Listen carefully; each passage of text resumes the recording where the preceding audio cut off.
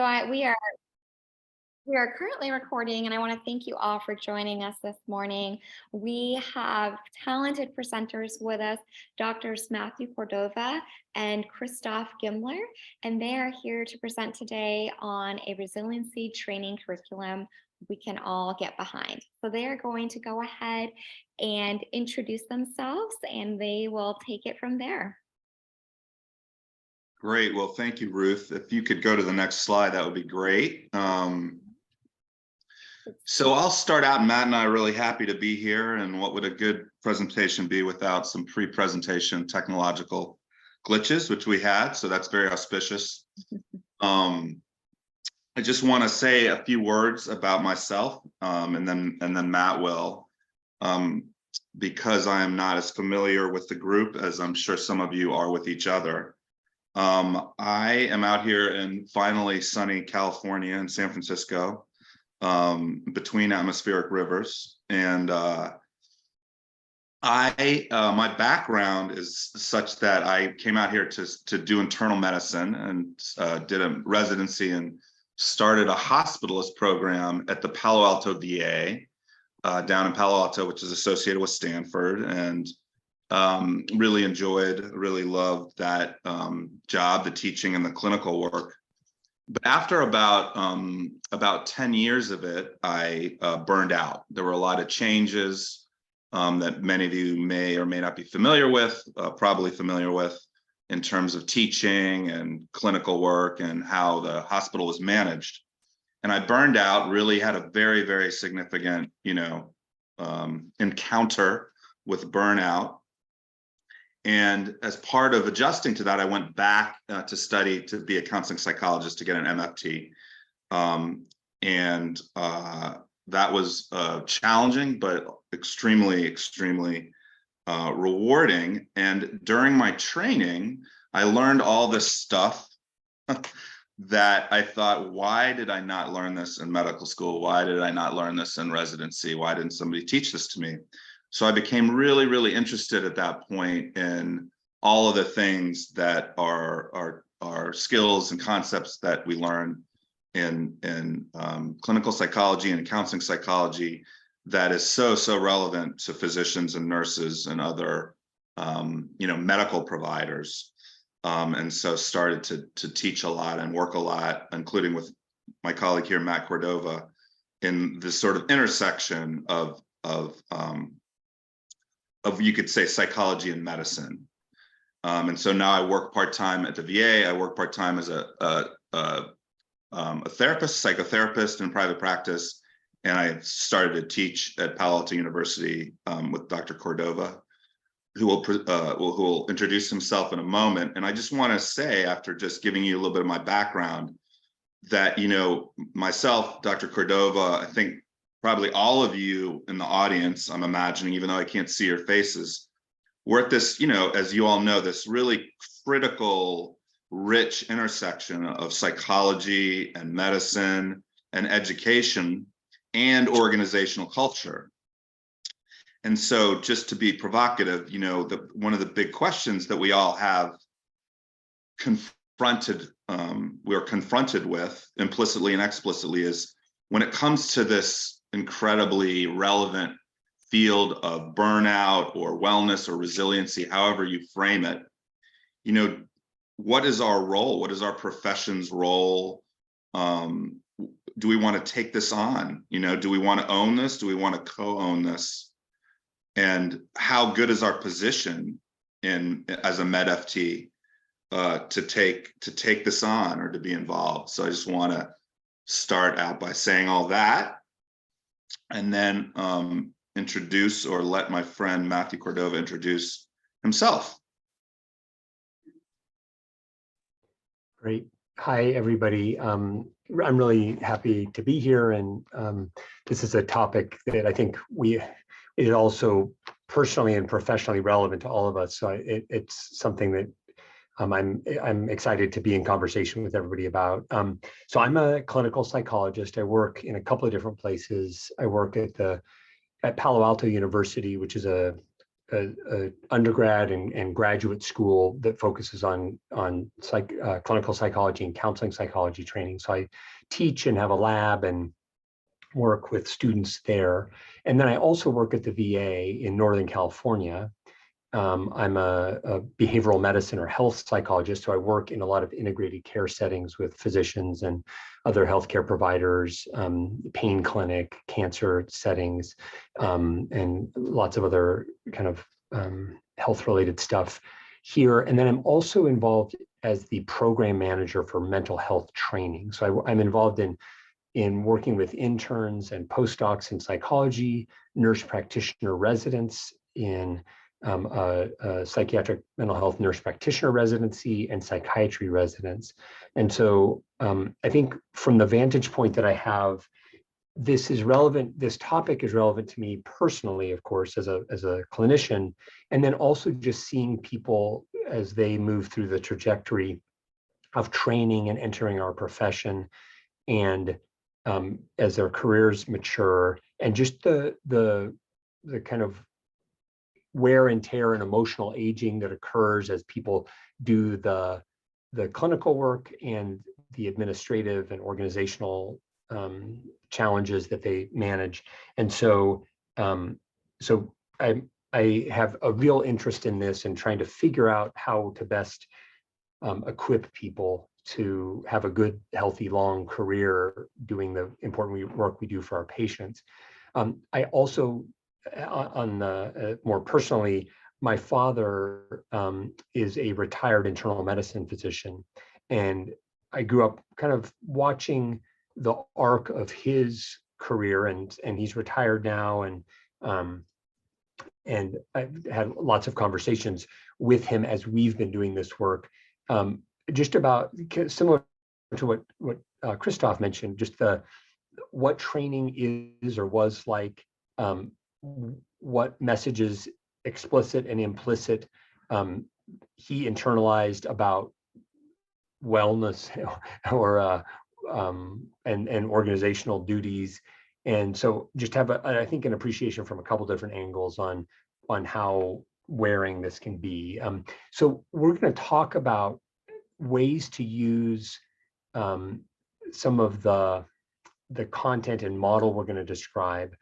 And we really think in terms of 4 applications that are depicted on the right side of this slide. Certainly, first and foremost, this is relevant to all of us as people. What are the ways that we can keep ourselves grounded, manage the inevitable and the avoidable and unavoidable stresses that we experience in our jobs, and so that we can keep showing up in the way we need to for the people we work with. So our colleagues, our patients, our families, and our trainees. The other piece, though, is how do we apply some of this to the people we're working with? Many of these skills, we're no different, as we know from our clients and patients. And so how do we maybe instill some of these same ideas in the lives of our clients, the people we're working with? How do we work with the people in training that are coming up? And we can talk maybe at some point about just this time in history as wellness is more and more in focus from the phase of maybe generationally a training period where wellness wasn't really part of the discussion. It was just do the work, get the training, accrue the credentials, do the job, which was never healthy, but was kind of the ethos. And increasingly we're aware that really isn't viable in the long term. So really, how do we get in on the ground floor with our students and trainees so that this is in the drinking water for them? This is really in the fabric of their professional identities. And then the other piece of this is how do we bring it to our colleagues? And that sometimes can feel like a no-brainer, but sometimes can feel like a harder sell. Who are we to bring this to other professions when we are still trying to figure it out personally and within our own professions? So, but that's the other application. So we're gonna hopefully talk about all of that. One thing that I also want to highlight is the value of interprofessional teaching. And so as a mental health trained person, working with Christoph and his colleagues in medicine has really felt like an essential part of this. I think a psychologist, in my case, talking to medical care providers or other non-psychology people about this material can really be a tough sell. Having the whatever construct you want to insert, clout, cultural competence, credibility, street cred, and like an ambassador that has immediate credibility, like somebody like Christoph, who has been straddling both medicine and the behavioral health field, is a different, it changes the conversation when we're talking to people outside of mental health. So that's an important part. And it's also just part of cross-training. I have learned more in the last few years working with Christoph about this area than I had in the entirety of my career before. And I got my degree in '99. So in 20 plus years, I think the last 3 to 5 years have been the most steep learning for me. So I just appreciate the opportunity to talk with you all and know that you're probably thinking just as critically about all this as we are. So excited to talk to you, and I'll hand it back to Christoph. Great. Okay. If we could get the next slide, Ruth, that would be great. Okay, so just to cover the goals for today, kind of the really only 2 goals, I think, maybe 3, both that Matt and I kind of have a certain, almost a mission, it feels like, and then also today. The first is trying to create and promote and agree upon, as groups of professionals, a rubric or a framework around both embodying and teaching and training well-being or resilience. When I started to get interested in this at Stanford and the VA and other places in the Bay Area, there were a ton of people doing a lot of different things. They didn't know each other. They were calling the same thing, the same activities, different things. It was no real collaboration or coordination. And the desire to have a framework that everybody can organize around and debate, which we'll get back to, is a really important goal. The second one, Matt was just sort of really referring to, which is to try to shift the med psych culture towards more and more collaboration and appreciation of each other's, capacities. Like I'm sure you all know, whether it's psychology or surgery or medicine or law, everybody has a tendency to sort of, or maybe not everybody, but there's a tendency to other, quote unquote, as a verb, to other colleagues, and we're different, and the other people are weird, or whatever, however that plays out. And like to echo what Matt said, to work across professions and across specialties is just can be so fertile and so impactful.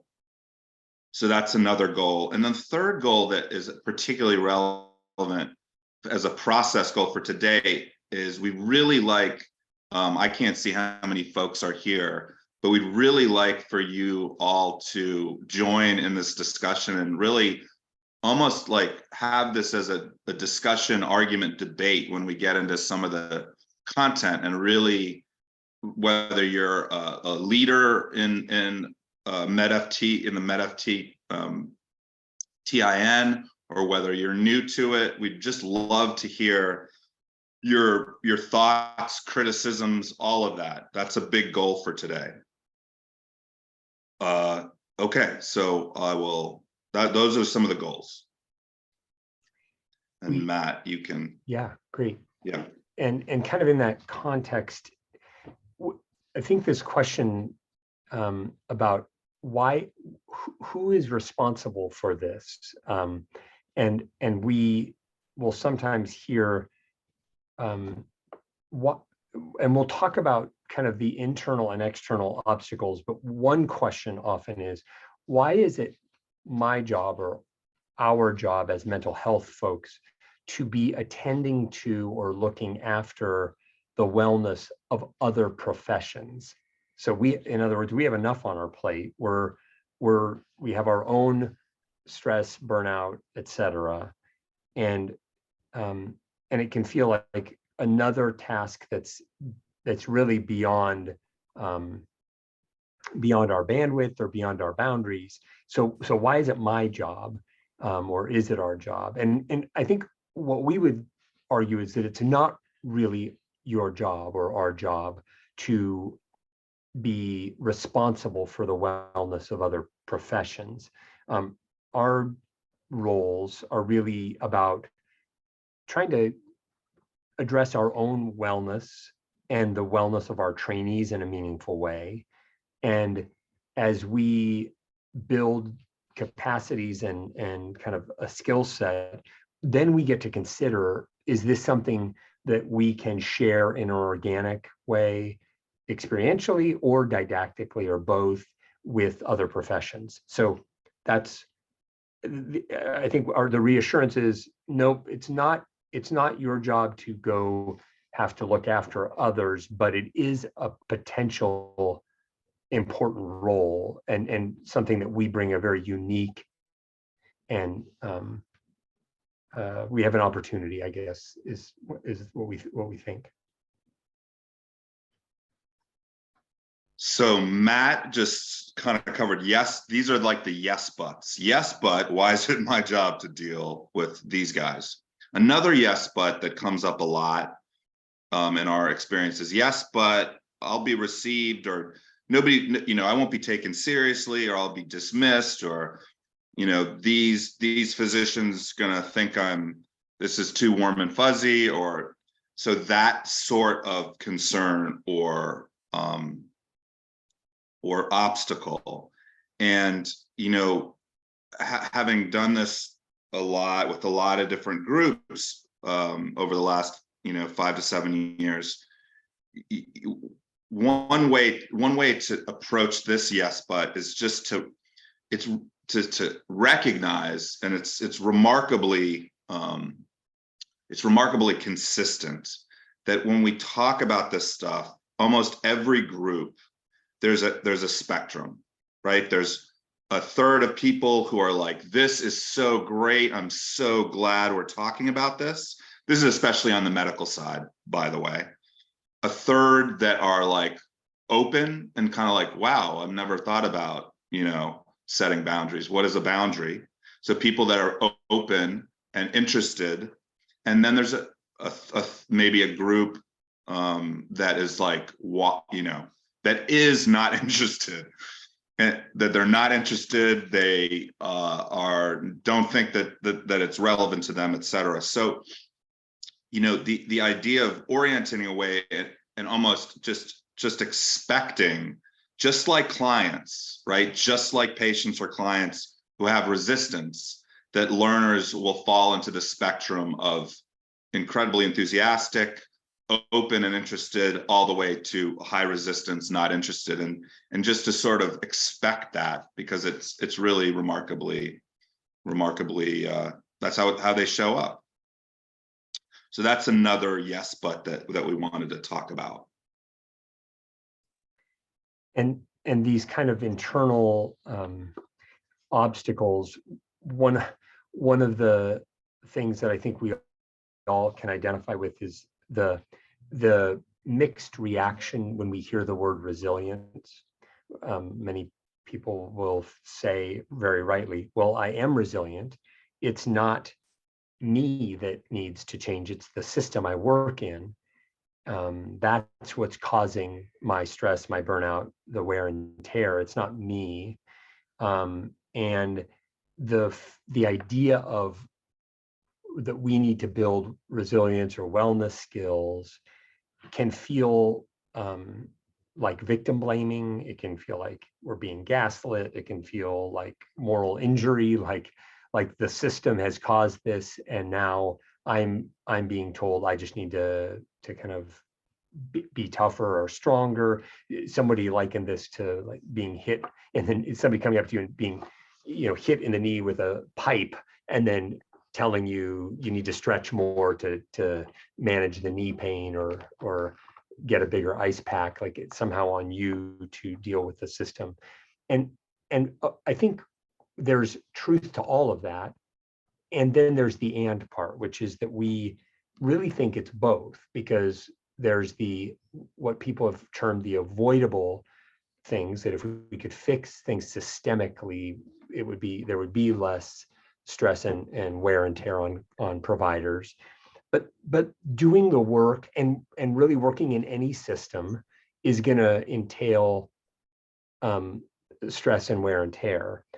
And we kind of think in terms of like first responders or military personnel or people in the FBI and the CIA, or they're gonna, all of those professions entail, you're going to be exposed to stressors, and part of training should be, and increasingly is, equipping people with information and perspective to recognize and anticipate those things, and then to have awareness as things arise and ways to diffuse what we think of as of course types of reactions. So Christoph and I have laughed that one of the best interventions known to humanity is, yeah, of course, when somebody's talking about how they feel, because it is, very often a very expectable, understandable reaction to the situation.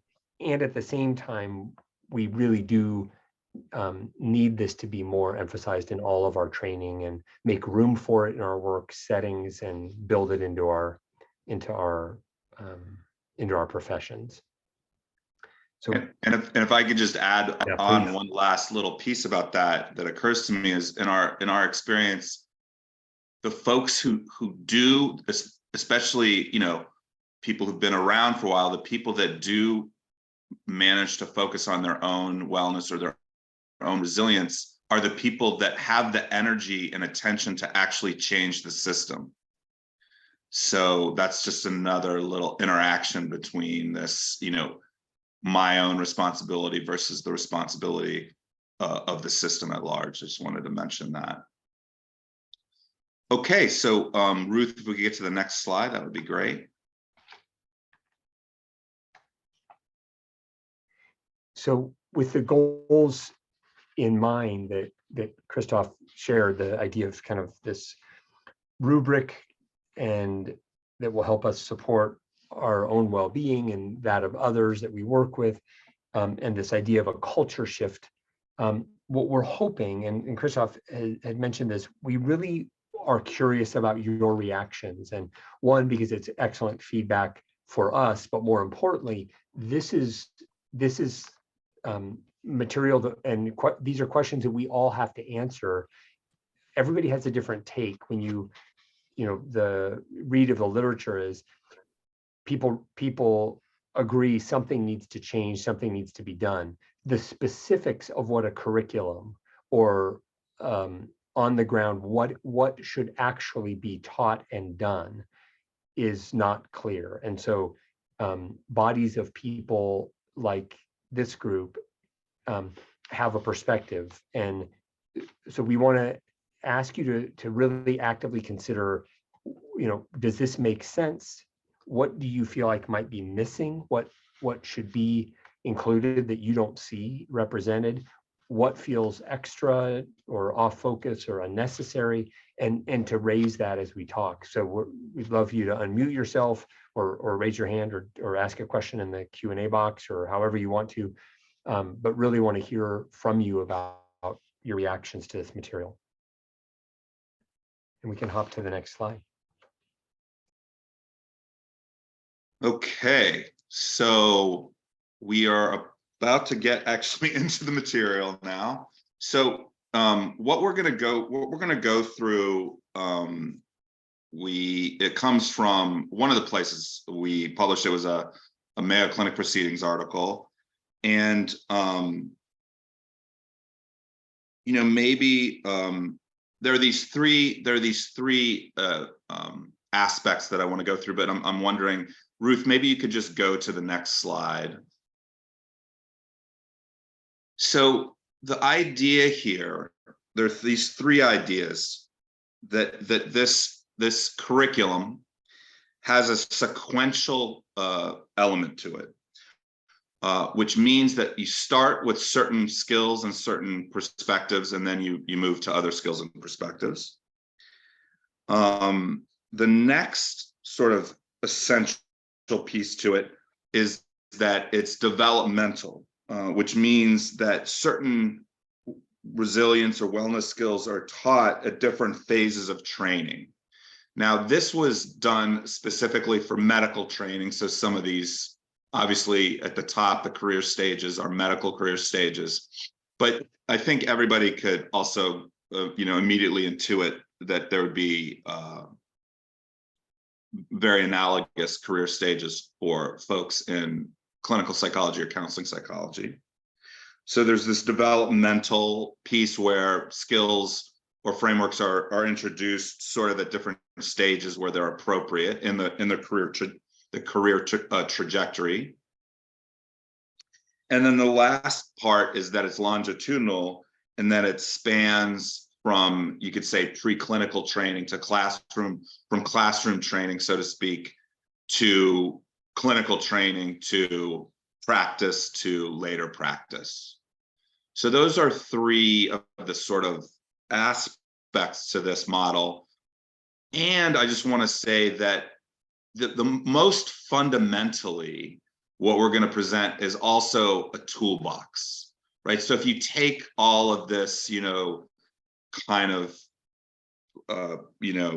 sequential developmental pieces of it out, it's also just a toolbox of skills or frameworks that Matt and I think, pretty much everybody needs to be exposed to be able to embody or be able to sustain their wellness or their resiliency in this incredibly demanding intersection we work in. So I'm just going to give you a minute. I'm going to stop talking, just give you a minute to look at this a little bit. And the earlier stages, the first four, goes from dark blue down to lighter shades. The first four are really what we're going to cover today, that are the most, universally relevant or the most universally applicable. And then what we'll do next is we'll just go through sort of each four of those, and then we'll have time for folks to comment on the sort of specifics as we go through each of those four stages, and then later just as a group, as an open group as well. Okay, so let's get into a little bit of the meat of it. And Ruth, if you could go to the next slide, that would be great. So the paper that we'll share after the webinar has this table that we're going to kind of digest in chunks in it. And so both the slide deck that we'll share, but also the paper itself describes some of these things in more detail.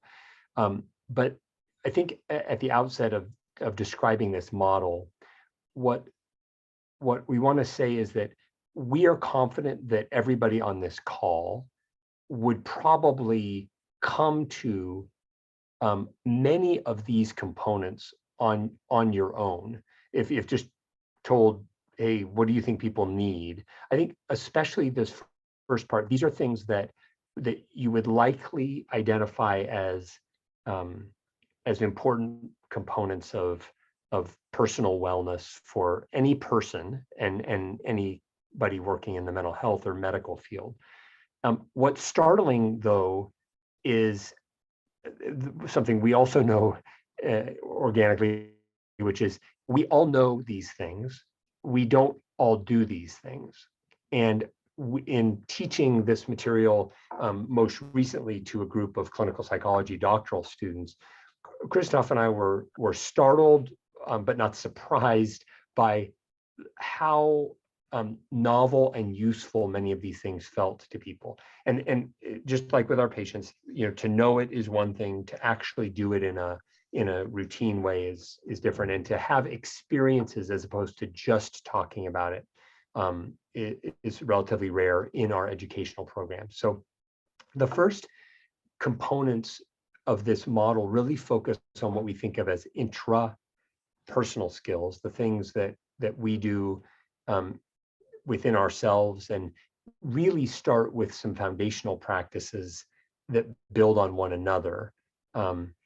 You'll see part of the word diversity under the keynote. What we also know is that there are diversity, equity, inclusion components that run through all of these. We really view it as a thread that influence how people come to these skills. And we have some formal ways of talking about this, but we also recognize it comes up in lots of ways. And I'll mention that as we go. So the first box, if you look under domain, is our attentional practices. So these are things that we think career-long people, we need to get in early and foster these capacities. We think many of these are innate capacities, but things that often are suppressed by systemic things, are not strengthened through practice. So meditation and mindfulness-based skills are something that are really part and are core to this endeavor, which is being able to recognize internal experience, whether it's thoughts or feelings or body sensations, and ground oneself in the moment without judgment. Those skills, as far as presence with patients, tracking one's own emotional and physical arousal levels, those are just foundational. And so something that we want to enhance, build into education, and teach experientially at every touch with patients, with students, with other healthcare providers, and find what works for us personally, so that this becomes part of our routine. This also leads to the focus on compassion for self, compassion for others. So the idea that, and really we think of people who go into the helping professions often have had experiences. They tend to be highly conscientious, highly perfectionistic, or driven to help and perform. And as much as that helps with achievement, it also can lead to self-criticism and a level of stress when inevitable imperfections and all the curveballs that come with the work we do occur, that can be a source of stress. So building compassion for self and practices like gratitude practices, compassion-based meditation, this can build capacity for the person and for the people they work with. So other compassion. And we talk a little bit about Neff's work in some of the presentations, but also other kind of longer standing contemplative practices. There also is the component of cognitive reappraisal. So we think in terms of cognitive behavioral therapy, but just you can imagine ways that tracking awareness also puts you in touch with cognitions or thoughts that may be helpful or unhelpful that drift through, and being able to apply just what we do with our patients to ourselves, to be tracking, is that true? Is that accurate? Where does that come from? Is that about now? And being able to diffuse interpretations. And many of these are so overlearned that that we may not even recognize that they're on board. So that's another component of being able to recognize things as they arise. physical well-being, this category is seemingly straightforward. All the things that we know that keep a person healthy with regard to health behavior, sleep, diet, exercise, various forms of substance use, kind of recognizing the function of tasty but unhealthy foods, or difficulties with exercise, or the reasons that people might lean on things that numb or change mood or physical state, as far as substance use. Recognizing those things and building intention into behavior is part of this. We also know that there's a certain level of privilege to be able to draw boundaries and lines, to be able to give time and space for exercise or for sleep. We also know that it is expensive to take care of one's health, access to safe space to exercise, or equipment to exercise, or to buy healthy food. And so some of the ideas when we start shopping this to people in training, or to our clients, or to other healthcare professionals, we all know it's easier said than done. But that's another part of this, in a building block, that when we talk about this with students, they very quickly can articulate how the training experience and the mix of professional demands have eroded their self-care with regard to physical well-being. This next component that really runs through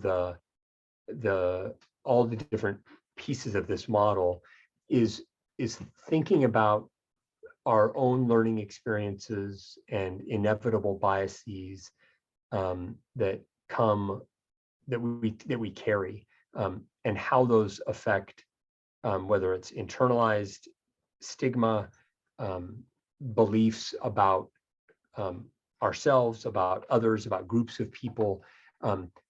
We recognize more and more as we do personal work how these pieces impact stress and magnify stress. So one of the things we frequently hear from trainees of color, or people with other marginalized identities, sexual and gender minority, and people with different ability levels or learning styles, is the extra stresses, the unseen or unrecognized stresses, the expectations that they carry, that make it more challenging to draw lines, to draw boundaries, to permit imperfection, the feeling of, well, actually, I have to overperform to be viewed as having a place at the table. And so again, recognizing how privilege and expectations might play a role in personal wellness and in how people interact with organizations. This is a big part of this. I want to pause here because I imagine you may have reactions to some of the content so far. And so I want to invite comments about how you apply these things to yourself, how you apply these things to others, things you immediately see as missing, or questions you want clarification about. Any reactions to this first piece, this idea of a core set of interpersonal skills, or a foundational set of intrapersonal skills? And just a quick comment before folks comment. There's a sort of a category that isn't explicitly here, which some of you may be aware of, which is what you could call somatic practices, body scans, movement like Tai Chi or Qigong, yoga, things like that. So that's not explicitly here, and I just wanted to name that. And yeah, we'd love to hear what people think so far of this sort of this part of the curriculum. I'm also aware that the chat is disabled. So if Ruth can hear me, I know we had technical difficulties, if it's possible to enable the chat for folks who may just want to do that. I think the Q&A is working, just for everybody. Yes. So Q&A is working. For the majority of you, you also are able to unmute yourself. Yeah. I'm not able to open up the chat in this presentation mode, but feel free to Okay. use the Q&A or unmute yourself if available to as well. And while we're waiting to hear from some individuals, um, I have some feedback or some thoughts with the relevant information that was just shared.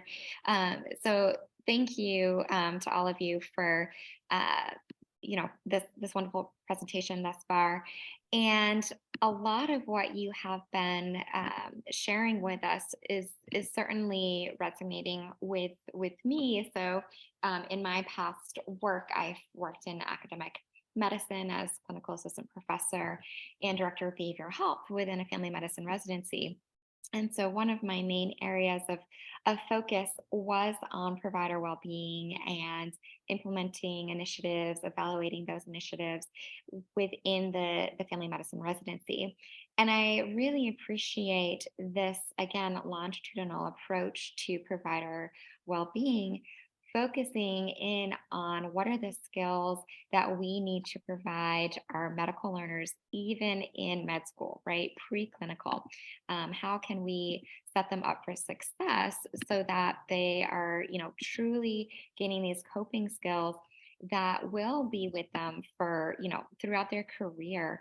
And so I think that oftentimes that can be overlooked or not emphasized as much, that these skills that we're teaching medical students or medical residents, they're not just important in the here and now, but those skills truly can be utilized across the career span, across the lifespan, in mitigating symptoms of burnout. So I just wanted to highlight that and really identify how that resonated with me. And I have just gone in and given everyone permission to unmute themselves for some further feedback. And so, yeah, for the rest of you, feel free to take yourself off mute and also ask some questions or give a response. Thanks, Ruth. Hi. Thank you for that. Go on, please. Hi, this is Irina. I work in internal medicine residency program in Portland, Oregon.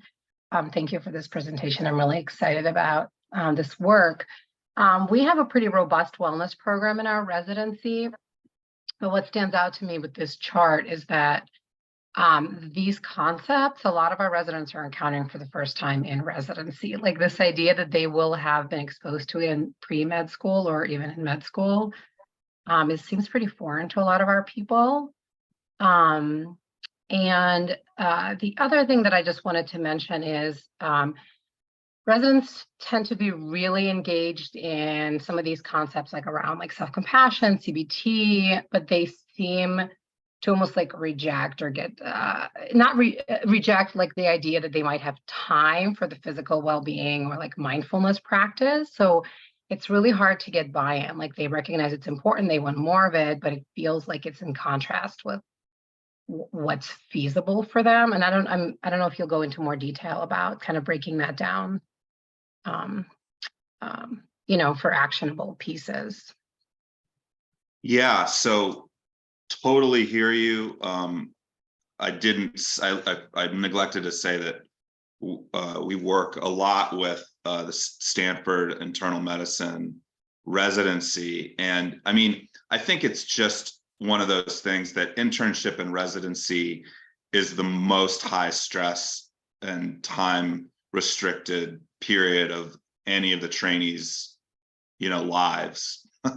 And you're absolutely right that residents are just find it very difficult to find extra time, and I think that the idea of sort of like the idea of seeding, right? You throw these seeds out into a group of interns or a group of residents, and there may not be a lot of them that take it up right away, or like, yeah, I'm going to start to meditate tomorrow. I'm going to start a daily meditation practice tomorrow.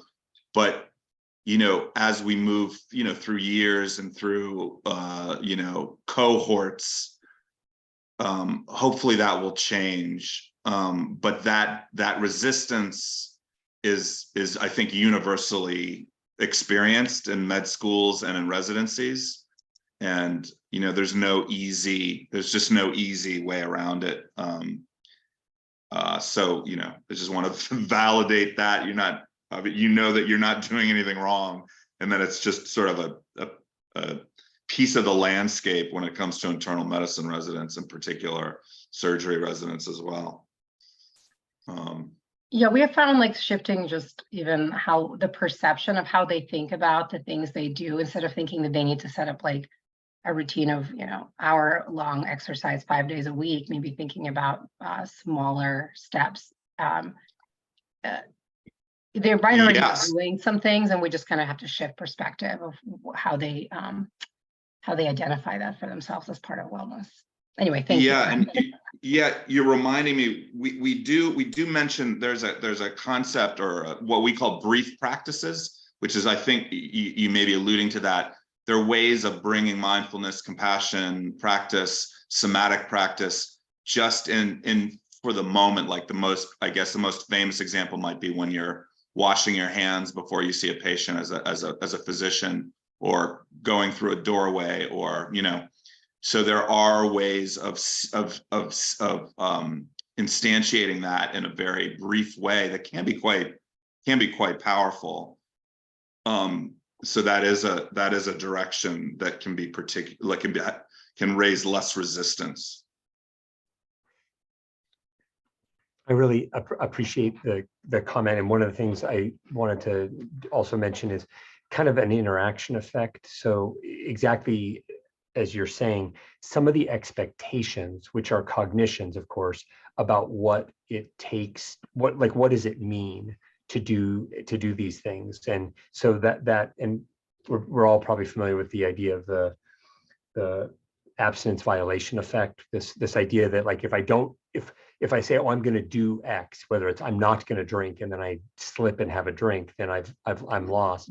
It works. It cuts the other way. So if I'm expecting I've got to exercise so many hours a day or every day or whatever, and then I don't, well, I'm not going to be able to do that. And so the idea of hearing from other people, that how does this work for you? What counts? What can fit in? That can help it be more realistic, and maybe even at the outset. So kind of myth busting before or as you're presenting, because those things are very often, those expectations, people just turn off, like, oh, here I'm getting the sleep, diet, exercise talk, and it kind of falls on, their ears are closed to it at that point. The other thing is hoping that people recognize that whatever structural obstacles there are, that they're going to be leaders in this field that can change that.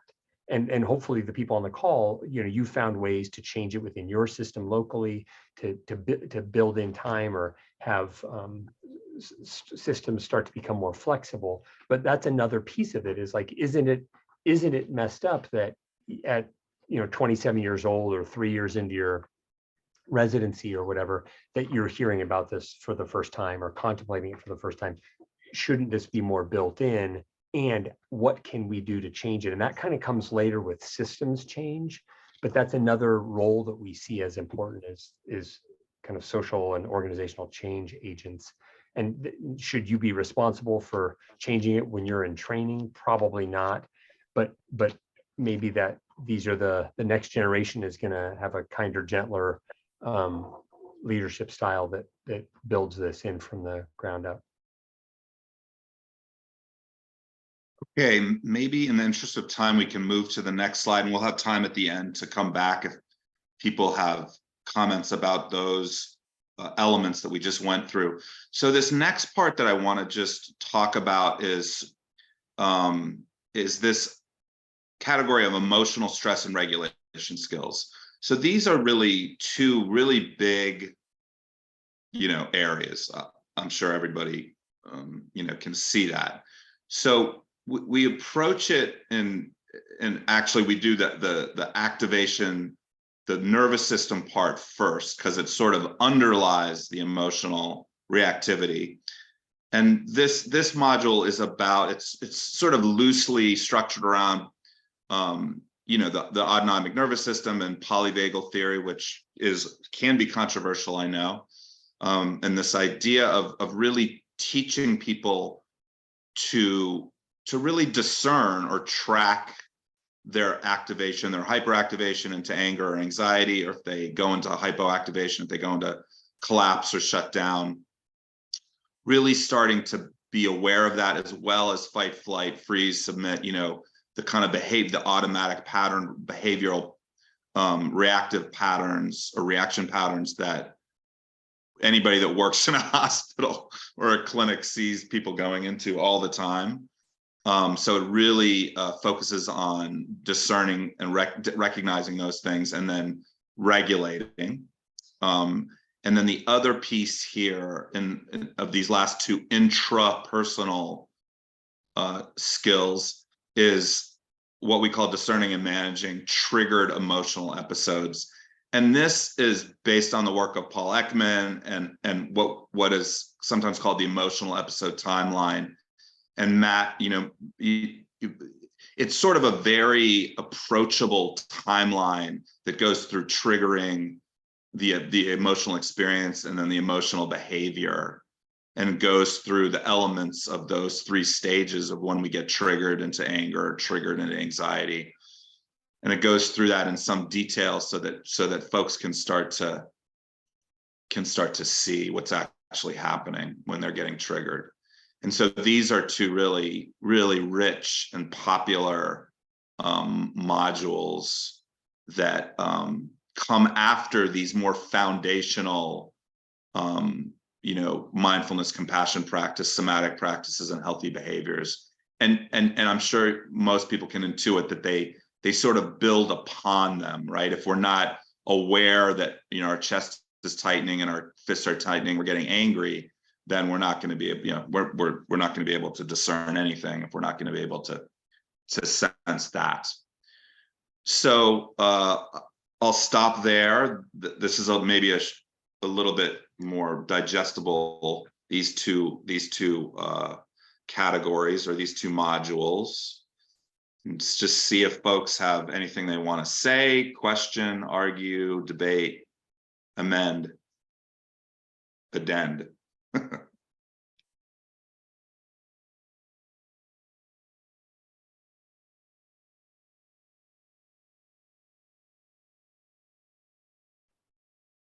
So my name is Dan Blocker. I'm over in Southern California.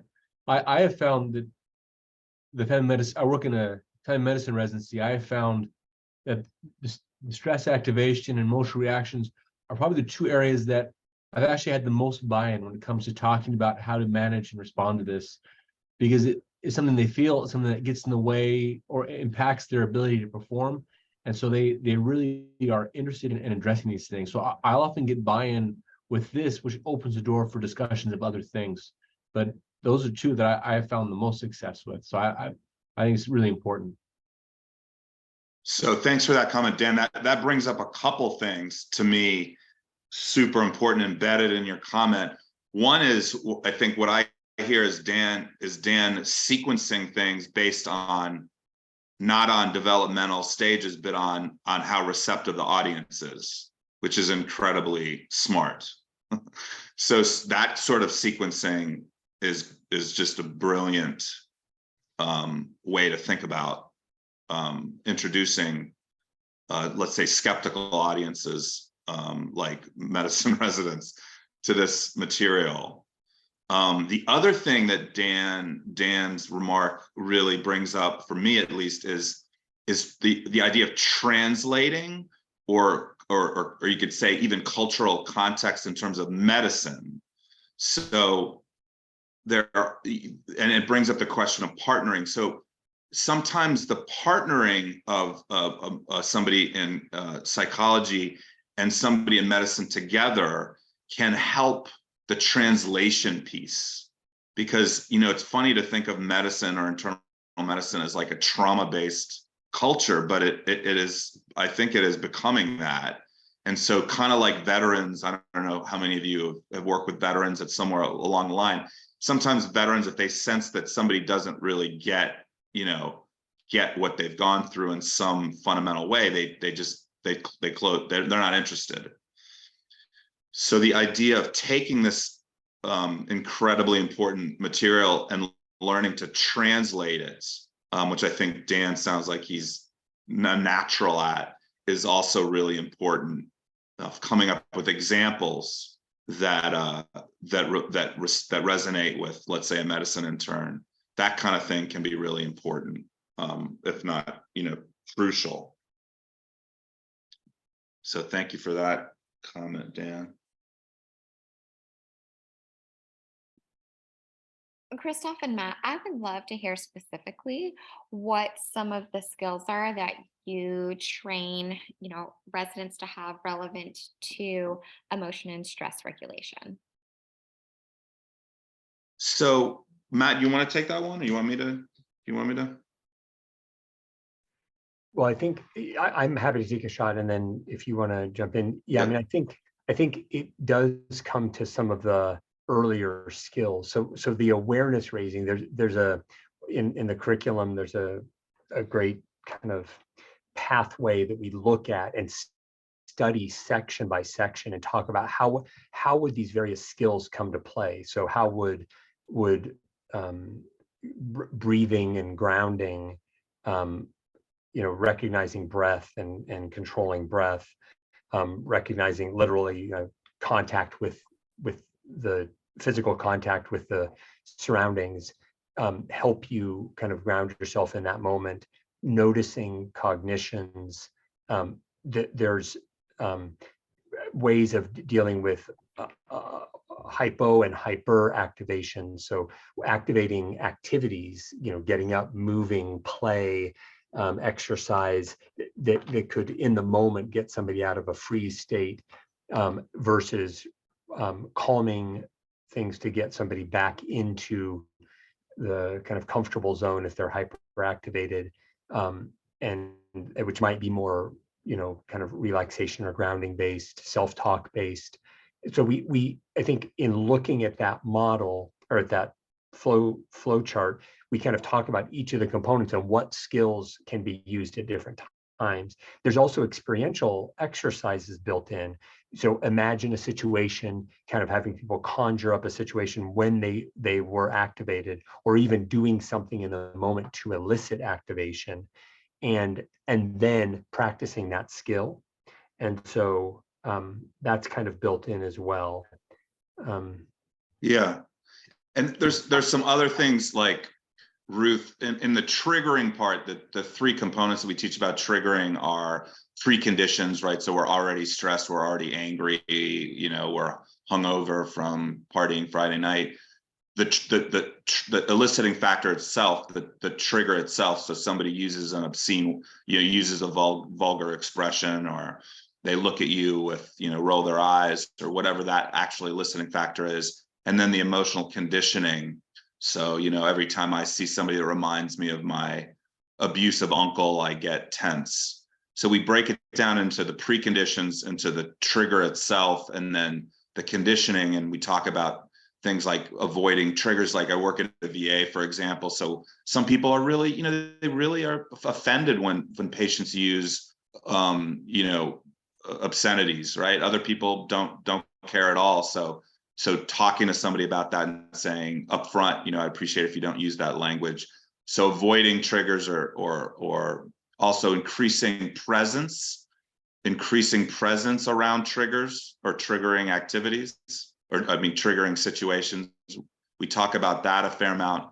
And then the deepest one is what Matt talked about, which is really starting to help people learn to go into their bodies when they start to get triggered, to recognize that they're getting triggered, and to go into the somatic experience, the sensated experience of their bodies, so they can start to slow down and not react. There are some others. There, I think, are about 7 or 8. And that raises another meta principle, which is in this toolbox, whether we're just talking about emotional reactivity or we're talking about the broader curriculum, people respond to different ones, which is great. You know, somebody will be drawn to mindfulness and somebody else to compassion. Somebody will be drawn to somatic, sort of a somatic grounding, and another person will be drawn to trigger avoidance, you know, and that's great. You know, to have different tools, and people can resonate with their tools. And that's true of people teaching it. So if we have faculty, certain people will naturally be drawn to learning and teaching a certain skill, and that's great. You know, that's great. They don't have to teach all of them. And just one of these things, if somebody really imbibes it, can really massively impact them over time. Thank you. That was very helpful, particularly focusing in on that experiential piece, and then also the hypoactive. I feel like my mind doesn't go there as often as it does to the hyperactive, and so that expanded my thought process around some of those regulation skills. So thank you for that.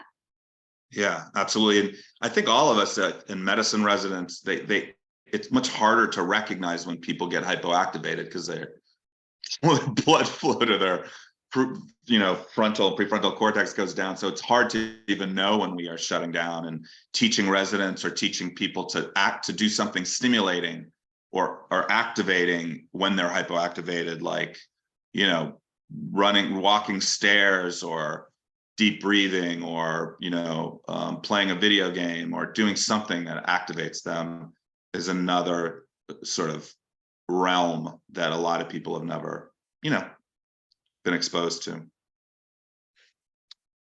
Okay, let's go to the next slide. So this is where we move into the interpersonal sort of category. And here we've matched it up with residency training. So it's, you know, at least in medicine, the hospital has become a really conflict-laden place, and clinics are getting worse and worse.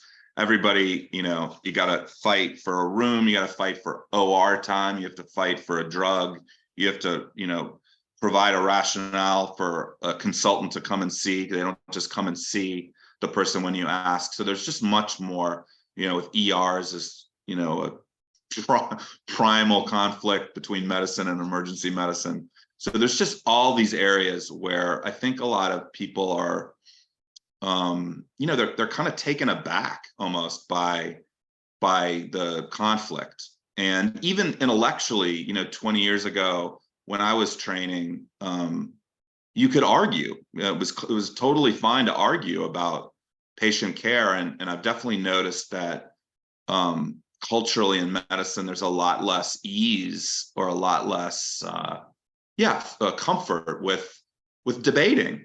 So anyway, this is a big issue. So this area is built around a little bit, and Matt may kind of word this differently, is a little bit around this triad of paths, or triad of priorities, that comes out of dialectical behavioral therapy, which is sort of protecting oneself or one's own values, asking the other person for change, and like really valuing the relationship.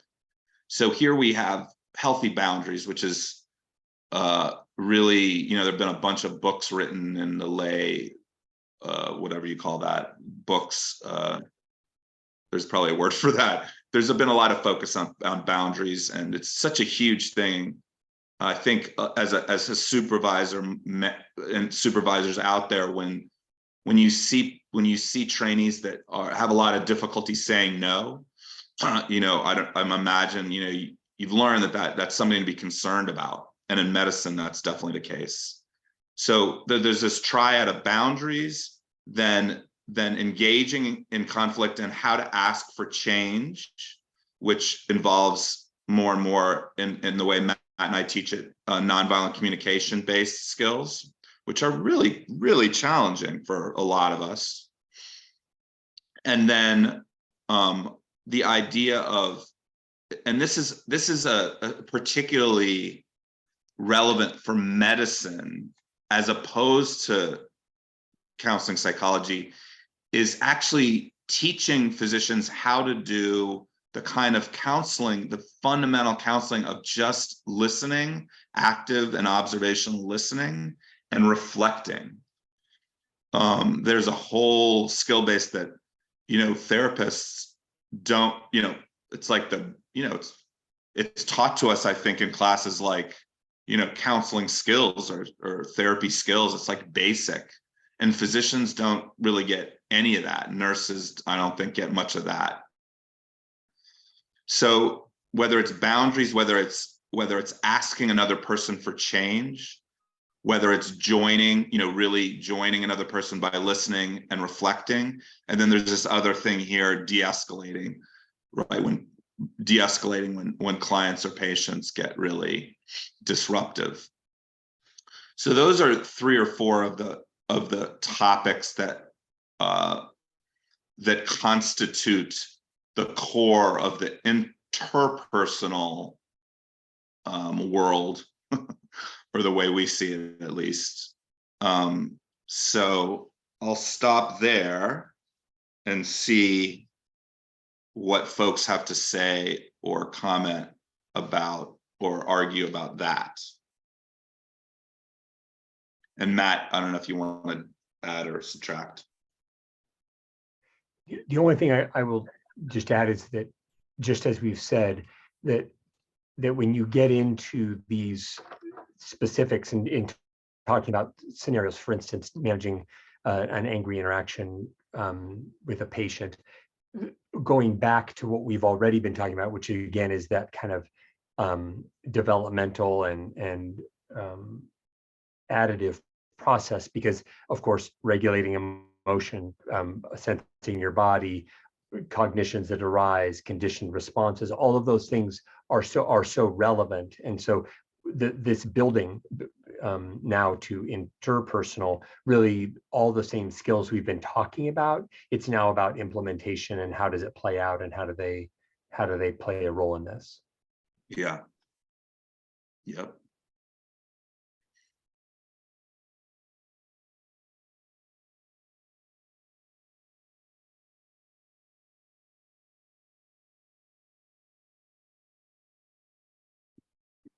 I'm happy I feel to. like maybe. Yep. Oh, Go ahead, Ruth. I was just No, go going ahead. to say, I'm happy to chime in here as well. I think that this component is so important in residency training and overall education. And I think sometimes there isn't enough of an emphasis on this, what I consider to be the emotional intelligence piece.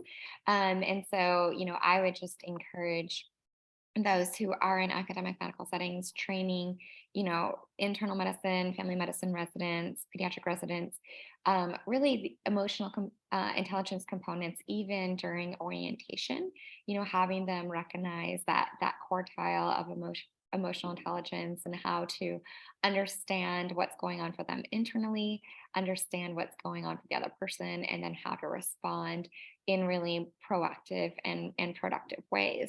And so I think that, this component it should really be emphasized in well-being training and, even a part of orientation coming in to residency settings. Yeah, and I mean, and to add to that, Ruth, and just to be a little provocative, in groups of therapists, I've noticed over the years that conflict can really be a problem for psychologists, for clinical psychologists and counseling psychotherapists. It's one of those things that is not central to the zeitgeist of psychologists and therapists. And so real conflict can really be an obstacle for whether it's academic settings or clinical settings for mental health providers as well. It's almost can be a taboo kind of field when people are angry or upset. So just throwing that in there. No, I think that's a very, very true, yes, accurate point. sometimes it's easier to teach than do, even as Yeah. trained professionals. So yeah, I think that's a really, really good point to highlight. And laced with cultural pieces too, right? The ability to set a limit, manage, whether it's with a supervisor or a patient, the how you've been socialized, what expectations you've internalized about conflict, what's been modeled, where you perceive yourself to be in the power hierarchy. All of those play a role, which are so, depending on the identities people hold, really play a big role in this. And when we talk about this with our students, that's like, well, yeah, knowing what's happening and being able to act on it are two different things in the moment. Easy to say as a late career, older white male, what you might do in a given situation, different as a younger person of color or someone with other marginalized identities that where there are different pressures. Yeah, absolutely. I think that's really important to highlight both the social location as well as the hierarchical structure within these settings. Okay, so coming in kind of the home stretch, Matt, maybe we can briefly touch on the next slide and then move to the course curriculum and kind of open it up again. Yeah, great.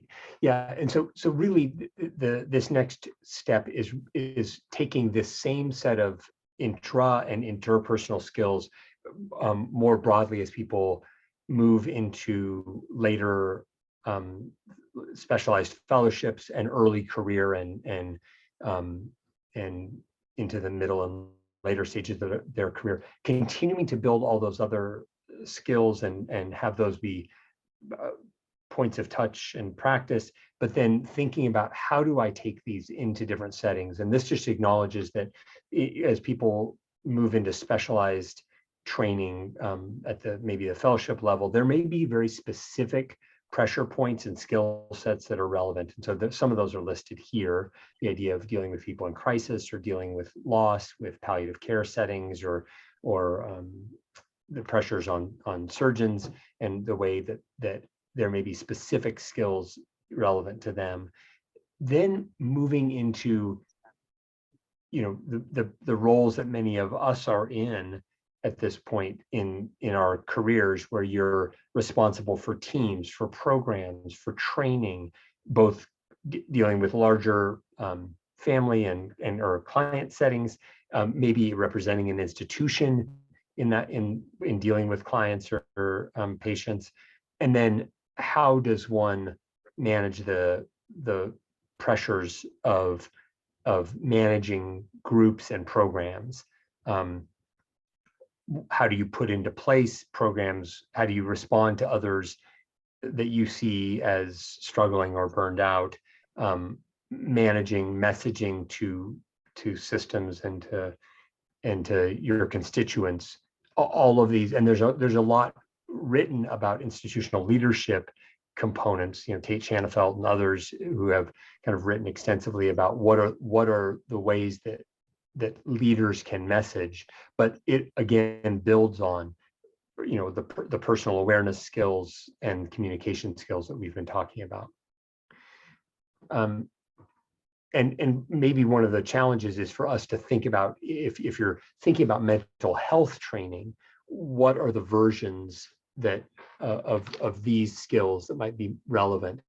In the next slide, what we're going to share is a curriculum that Christoph and I just taught this last fall to our clinical psychology doctoral students at the school that we're teaching at Palo Alto University, that basically runs through in a series of 3-hour classes that have part lecture, part discussion, and a lot of experiential steps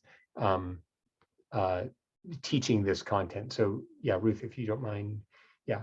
And so you'll see this was a course that we taught that was part of a health psychology emphasis area.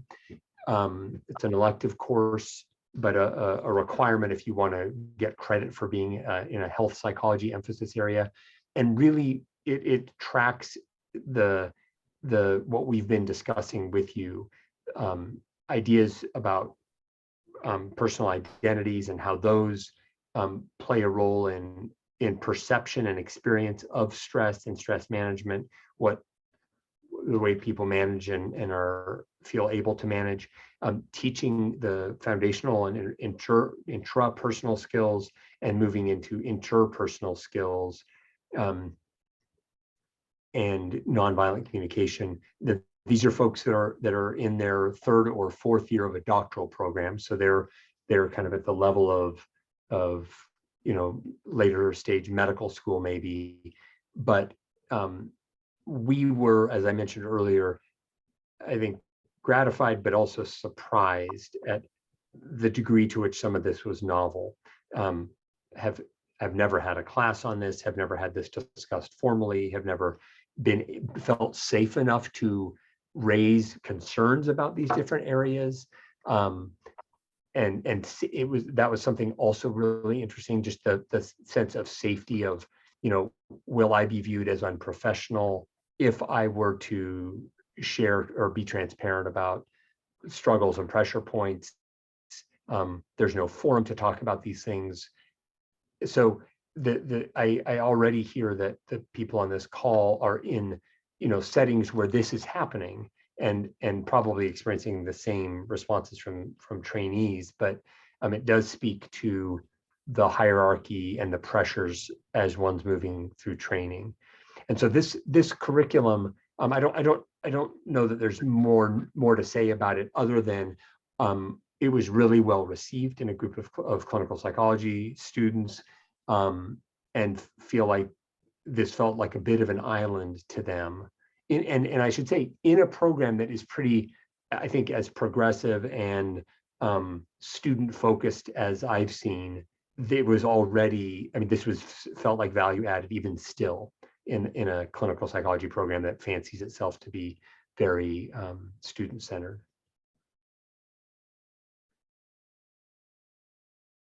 Okay, so we're in the home stretch here. We just have another, I guess, 5 or 6 minutes of Ruth, if you could go just to the next slide. This is our final slide. So yeah, we'll just open it up. If anybody, same questions we sort of asked at the beginning, are listed up here on the left. And we're just curious, any thoughts, comments? We have another 5 minutes. What would it be like to organize around a rubric like this, to use it for clients, or use it for yourself, to use it for intra-professional colleagues, other MFTs, or with physicians or nurses? Any thoughts or reflections?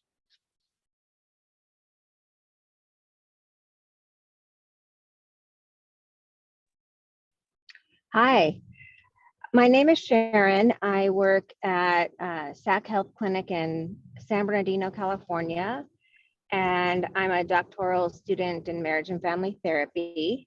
Can you hear me? Yes, ma'am. So thank you for doing this today. I am super excited about just the different topics and just, introducing this topic and opening it up for discussion. One of the things is that on the slide, it says what parts are missing. And of course, I don't think you're really necessarily missing anything with the physicians and other individuals that you're talking about, but you did mention like nurses. I inside the clinic, I see the medical assistants and the nurses.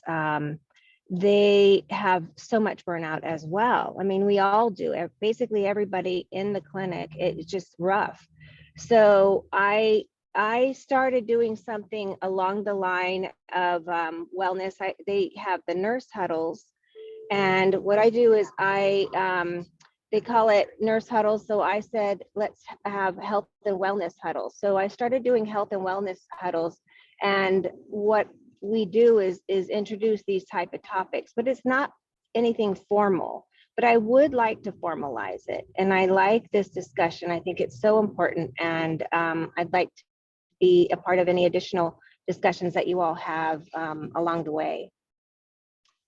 So Yeah, I don't have any really comments, but I'll go ahead and mute myself because I'm driving and it's kind of loud in here, but I do appreciate all that you're doing.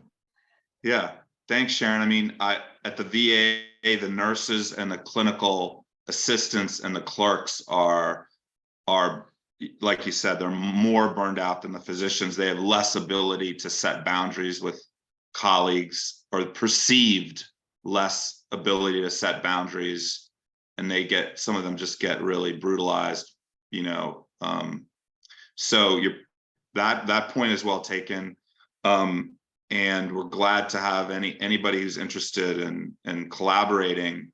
The only other thing, I just want to make this quick comment for those of you who work with medical professionals, whether it's nurses or physicians or both, and we don't have time to go into this, I would intensely encourage you to look in at some point in the near intermediate future to do a weekend of, like, to look into Balint groups, because they are very, very powerful in raising, in creating a completely non-judgmental, not fix, advise, teach each other, a discussion around personally or relationally challenging cases.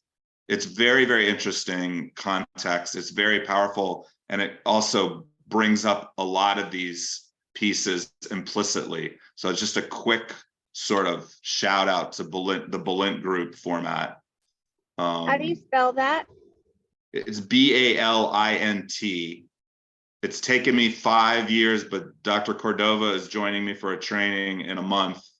And it's just something that is so totally in the lane of anybody, any therapist. So just, and yeah, sorry, go ahead. well, I was just gonna, my experience of trying to do the balance groups, so you have to really make sure that, I think the foundation of things you set up is built in, because there is so much uncomfortability or discomfort with balance groups, because you oftentimes are not trying to fix it. You're just trying to sit with it and to sit with that discomfort. And for many of the physicians and residents I've worked with, that became just something that they were just not interested in doing. And so if you have the foundation of ways to manage that discomfort, then I think the balance group can have some benefit. But they're more, oftentimes the question is, well, how do I fix this? How do I make it better? And you can't always do that. And that's such an uncomfortable thing for them to sit with, that they really did not like it. Oh, that's interesting. That's interesting to hear. Okay, that's important to know. Yeah, I mean, the safety in the group is key for sure. 100%. I'll also just throw out, I think, just going back to like some of the skills earlier, right? Like that ability to sit with discomfort, and the ability to, and the kind of cognitions, the things that run through your head about fixing, and I shouldn't be feeling this, and what, like it goes again to that kind of the building blocks. And what you're describing is folks coming in without those expectations, or maybe without those capacities built or highlighted. So that's great. Yeah, and I also just want to say, I put my email in the Q&A. Sometimes it takes a while to marinate and to think about this stuff and to marinate in it or to contemplate it. So yeah, thanks for moving forward. That's my email. I also put it in the Q&A. Any thoughts, whether they're, you know, at any point, would be more than welcome. And I feel like we just started to scratch the surface. We really appreciate folks showing up, even though we didn't get to see each other's faces so much. It's great to meet you and be with you. And Matt and I also want to thank Ruth for helping us make this happen after trying for a little while. Yeah, there you go. We'll distribute. Ruth has the slides and a paper that we'll ask her to send out. Ruth, I emailed the paper. So yeah, really appreciate everybody's participation and look forward to hearing from you and talking to you more. Yeah. Excellent. Thank you both so much, Christoph and Matt. And yes, the recording of today's meeting, as well as the paper that highlights this model, will be disseminated on all of the listservs and forums that this meeting was marketed on. So thank you all for joining us today, and feel free to sign off at this time. All right. Thanks again, Ruth. Thank you so much. Absolutely. Thanks all.